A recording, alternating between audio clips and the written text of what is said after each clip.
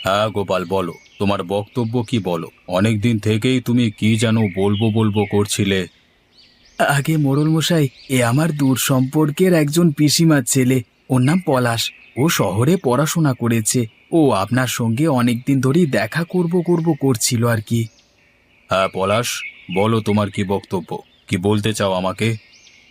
মোড়ল মশাই, প্রথমেই বলি, আমি স্পষ্ট কথা সোজাভাবে বলতে ভালোবাসি। আমিও স্পষ্ট কথা সোজাভাবে শুনতেই ভালোবাসি পলাশ। তুমি কাজের কথায় এসো। আপনাদের গ্রামের একমাত্র খালটি নিয়ে আমার অভিযোগ আছে। এতদিন তো সেই খাল নিয়ে কেউ অভিযোগ করেনি, তা তোমার কি এত অভিযোগ? হ্যাঁ, আপনাদের গ্রামের খালটির গভীরতা পলি পড়ে পড়ে অনেকটা কমে গেছে। এখন সেটির গভীরতা যদি বৃদ্ধি না করা হয়, তাহলে অতিবৃষ্টি হলে গ্রামের অনেক সমস্যা দেখা দিতে পারে। কই আমার তো সেটা মনে হয়নি। তুমি এখানে একবার ঘুরতে এসেই আমাদের খালটা একবার দেখেই বলে দিলে কি করতে হবে আর কি করতে না হবে। হ্যাঁ, হ্যাঁ, বলে দিলাম মোড়ল মশাই, কারণ আমার কাছে সেই শিক্ষাটা আছে যে আমি এই সমস্ত জিনিস দেখেই বলে দিতে পারি ভবিষ্যতে কি কি হতে পারে। না শিক্ষিত তো আমার ছেলে জয়। ওর তো মনে হয়নি আজ পর্যন্ত। নাকি আমার ছেলেকে শিক্ষিত বলে মনে করো না, কি গোপাল? না না মোড়ল মশাই, সেরকম কোনো ব্যাপার নয়। আমাদের জয়বাবু যথেষ্ট শিক্ষিত। কিন্তু পলাশে যে কথাটা বলল। এই গ্রামে তো পলাশ থাকবে না। থাকতে তোমাকে আমাকে হবে গোপাল। এখন যদি তোমার অবিশ্বাস হয় তাহলে আমি না হয় জয়কে ডেকে আর একবার তোমার কাছে প্রমাণ করিয়ে দিচ্ছি। জয়, কোথায় গেলি বাবা? একবার বেরিয়ে আয় তো।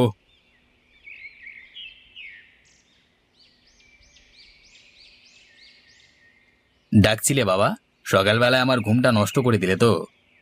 এই শিক্ষিত পোলা বলছে নাকি আমাদের গ্রামের খালের কারণে গ্রামের সমূহ ক্ষতি হতে পারে। তো তোমার কি মনে হয়? এটা কোনো কথার কথা হলো বাবা? যদি কোনোদিন খালের কারণে এই গ্রামের বন্যা বা এই জাতীয় কোনো জিনিস ঘটে, তাহলে আমি নিজে জুতোর মালা পরে গোটা গ্রাম ঘুরবো। যত সব কোথা থেকে যে চলে আসে কে জানে। শুনলে তো গোপাল, জয় কি বলল। ভবিষ্যতে এরকম 2 টাকার শিক্ষিত লোকজনদের দয়া করে আমার কাছে এনো না, কেমন? হুম।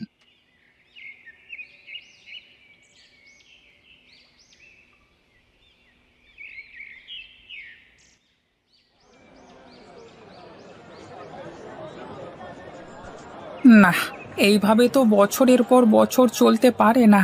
সারাদিন ওই খালে ভোর রাত থেকে জাল ফেলে বসে থাকি, একটা মাছও তো এসে পৌঁছায় না। জানি না এরকম ভাবে কতদিন চলবে। কেন যে এরকম হচ্ছে জানি না বাবা। কি গো নগেনদা, মাছ কত করে দিচ্ছ আজকে? 180 টাকা প্রতি কেজি। দেখে নাও কোনটা নেবে। কিছু মনে করো না নগেনদা, আজকাল মাছের দামটা একটু বেশি রাখছো মনে হচ্ছে। আমাদের সাধারণের পক্ষে তো খুবই অসুবিধাজনক হয়ে যাচ্ছে। কি আর করব বলো ভাই, তুমি তো দেখতেই পাচ্ছ। আগে কত মাছ আনতাম, আর এখন কটা মাছ মাত্র আনি। আমাকেও তো কিছু মুনাফা কামাতে হবে নাকি? সে তো বুঝতেই পারছি, কিন্তু হঠাৎ করে এরকম অবনতি কেন বলো দেখি তোমার? জানি না, গ্রামের খালে এখন আর বেশি মাছ আসে না জানো। আগে ভোর রাত থেকে সকাল পর্যন্ত জাল ফেলে রাখলেই কাতারে কাতারে বিভিন্ন প্রকার মাছ এসে জালে আটকাতো। কিন্তু এখন হয়েছে সম্পূর্ণ উল্টো। 10-12টা মাছ যদিও পাই, বাজারে এসে বিক্রি করতে করতে দমটা বেরিয়ে যায়। সে তো যাবেই নগেনদা। মানুষের পকেটের পয়সার সঙ্গে তোমার মাছের দাম যদি না কুলোয় তাহলে মাছকে নেবে শুনি? সেটাই তো হলো সমস্যা দাদা। ভবিষ্যতে যে মাছ বিক্রি করে খেতে পারবো কি না সেটাই আমার সন্দেহ হচ্ছে। এখন তোমাকে কতটা মাছ দেবো বলো? দাও দাও, সকালবেলা এলাম যখন, তোমার মন খারাপ করব না। 1 কেজি মতো দিয়ে দাও আমাকে।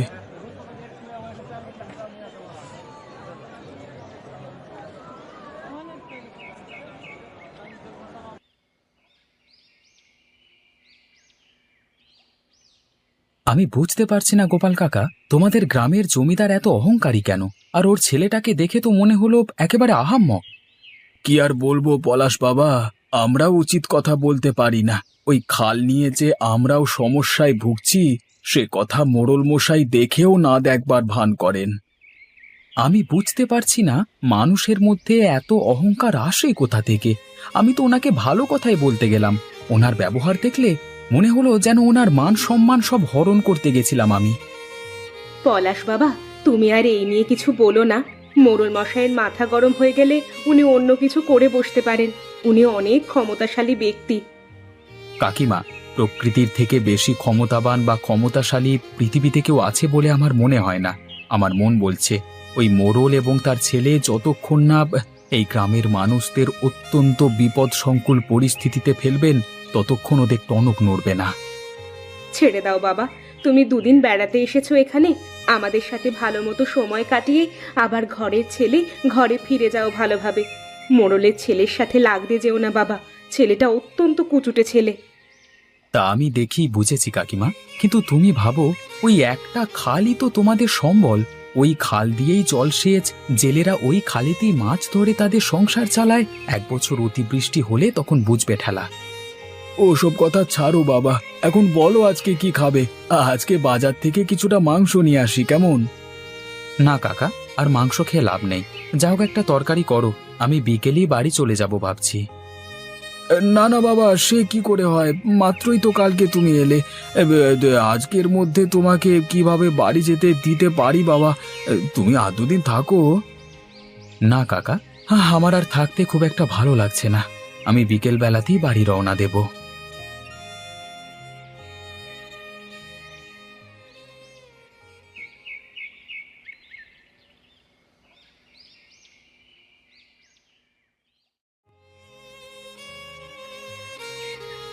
প্রণাম নেবেন মোড়ল মশাই, প্রণাম নেবেন ছোট কর্তা। কি ব্যাপার, তুই হঠাৎ এখানে কি মনে করে? এটা কি ক্লাব ঘর হয়ে গেছে নাকি যখন তখন যে খুশি এসে ঢুকে পড়ছে? আগে ছোট কর্তা, কিছু সমস্যার কথা নিয়ে আপনার কাছে এলাম। তাছাড়া তো এখানে আসবে বলে আমার মনে হয় না। শুধুই হাত পাতা আর সমস্যা সমাধান করা। তোমরা সারা জীবন ন্যাকামি করেই চালিয়ে যাও, তাহলেই হবে। আগে কর্তা, আপনারা হলেন আমার প্রভু। আপনাকে সমস্যার কথা না জানালে কাকে জানাবো বলুন? বেশি কথা না বাড়িয়ে কি হয়েছে তা বলো। কর্তা, আমাদের গ্রামের একমাত্র খালটিতে আগের মতন তেমন মাছ আর আসে না। বোঝো, সেটাও কি আমাদের দোষ নাকি? আমাদের কি এবার যে মাছেদের পায়ে ধরতে হবে যে তোমরা খালে চলো? খ্যাপা নাকি এটা বাবা? আগে না কর্তা, আমি ওই খালে মাছ ধরেই এতদিন জীবিকা নির্বাহ করে আসছি, কিন্তু এখন ভবিষ্যতে যে কি হবে সেটাই বুঝতে পারছি না। আগের মতো খালে আর মাছ আসে না, ফলে খরিদ্দারকে অনেক চড়া দামে মাছ বেচতে হয়। খালে মাছ পাচ্ছ না তো নদীতে যাও। মাছ নদীতে গেলে অনেক মাছ পাবে, সেসব বিক্রি করো খরিদ্দারের কাছে। তাহলে তো আর বেশি দাম দিয়ে মাছ বেচতে হবে না। কথাটা আপনি ঠিকই বলেছেন মোড়ল মশাই, কিন্তু মাছ নদীতে মাছ ধরে বাজারে নিয়ে আসতে আসতেই মাছ পচে যাবে। আপনি সেদিকটা একটু ভেবে দেখুন। আমি সব দিকটাই ভেবে দেখছি নগেন, যেমন চলছে তোমার তেমনই চালাও। বেশি বড়লোক হবার চেষ্টা তো ভালো নয় বাপু।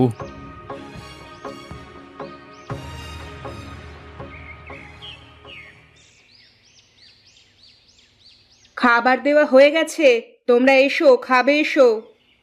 বেশ, তুমি এখন এখান থেকে যাও, আর সব সময় এখানে নাকে কাঁদতে আসবে না, ঠিক আছে? চত্বর। হ্যাঁ গো, গ্রামের একমাত্র খাল নিয়ে গ্রামের মানুষেরা যে অনেক সমস্যায় পড়ছে। তোমরা যদি একবার সংস্কার করে দিতে তাহলে তো সব দিক থেকেই মঙ্গল হতো, তাই না? এই তুমি চুপ করো তো গিন্নি। পয়সা কি গাছে ফলে নাকি? বেটারা যত পায় তত খায়। এরকম করে চলতে চলতে ওদের অভ্যেস হয়ে যাবে। হ্যাঁ, আর ওরা যে সব সময় খাল নিয়ে সমস্যায় আছে বলছে, কই আমার তো কিছু মনে হচ্ছে না। এই সব ওদের চক্রান্ত, শুধু শুধু আমাদের পরিবারটাকে চিন্তায় ফেলবার জোগাড়। বুঝি না? বাবা জয়, তোমার কথাবার্তাগুলো কিন্তু দিন দিন খুবই তেরা তেরা হয়ে যাচ্ছে। মানুষকে মানুষ বলে গণ্য করো না তুমি। তোমার এই স্বভাবটা পরিবর্তন করা উচিত। এই যাও তো এখান থেকে, আমাকে বড় বড় জ্ঞান দিতে এসছে। আমি যা করেছি বেশ করেছি, যেমন কথা বলেছি বেশ করেছি, তাতে কার কি এসে গেল আমার দেখবার দরকার নেই। যত সব।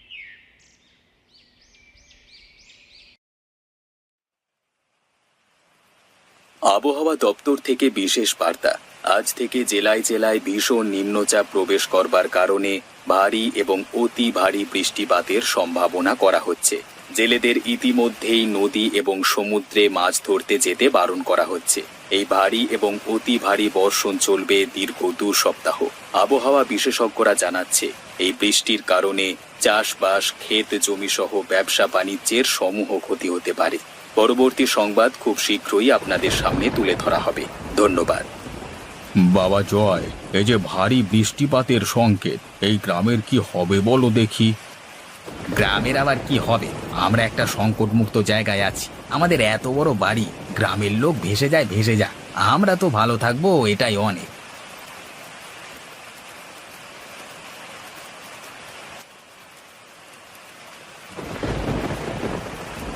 গিন্নি, বৃষ্টিপাতের যে তীব্রতা দেখছি, এতে তো আমার খুব চিন্তা হচ্ছে গো।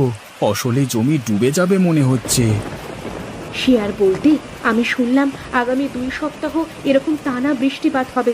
এখন আমাদের কি হবে বলো তো দেখি। আমার মনে হচ্ছে পলাশ বাবা যে কথাটা এতদিন আমাদেরকে বলে এসেছিল সেটাই হতে চলেছে। এই কারণেই বলে শিক্ষিতদের কথা শুনতে হয়। পলাশের কথা না শুনে আমরা নিজেদের যে কত বড় ক্ষতি করে ফেললাম। এখন যে এই গ্রাম ছেড়ে পালাবো, তারও তো কোনো উপায় নেই।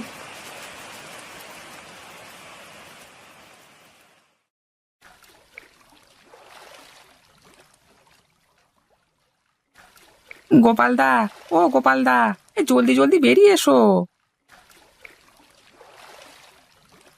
এ কি নগেনদা, তুমি এখানে কি করছো এ সময়? আরে গোপালদা, চলো চলো, জলদি এখান থেকে বেরোতে হবে। বানে ভাসা খাল একদিনেই গোটা গ্রামকে ডুবিয়ে দিয়েছে। আমরা যদি এখান থেকে এই মুহূর্তে না বেরোই, তাহলে আমরা ভেসে যাব গোপালদা। দাঁড়াও, আমরা একটা বাক্স নিয়ে আসছি।